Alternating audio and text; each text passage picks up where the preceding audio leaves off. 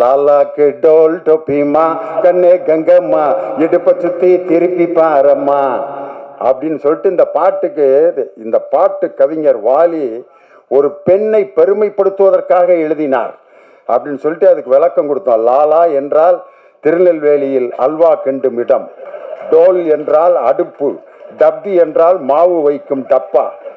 இப்படி அல்வா அடுப்பிலே வேலை செய்யும் கங்கம்மா என்ற பெண்ணே, உன்னுடைய இடுப்பை அடிக்கடி திருப்பிப்பார், ஏனென்றால் ஸ்டவ்விலிருந்து தீ உன் சேலையில் பற்றிவிடக்கூடும் என்பதற்காகத்தான் கவிஞர் வாலி லாலாக்கு டோல் டோப்பிமா கண்ணே கங்கம்மா இடுப்பு சுத்தி திருப்பி பாரம்மா என்று எழுதியதன் நோக்கம் இதுதான் அப்படின்னு சொன்னோன்னா எல்லாரும் உண்மையா வாலி என்னை பார்த்துட்டு கண்ணீர் விட்டு அழுதுட்டாரு. சத்தியமா நான் இப்படி நினைச்சு எழுதவே இல்லடா, ஏன்டா இப்படி ஒவ்வொரு பாட்டுக்கும் இப்படி அர்த்தம் சொல்லி உசுர வாங்குறீங்க அப்படின்னாரு.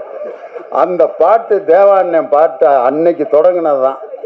அவருடைய பாட்டு எத்தனையோ பாட்டு மேடையில் பாடியிருக்கேன்.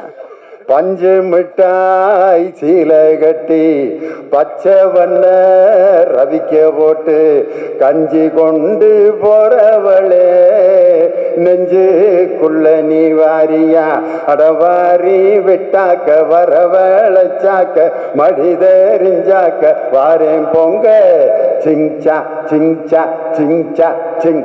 ரெண்டு பாட்டையும் ஐயா தான் மியூசிக் போட்டார்.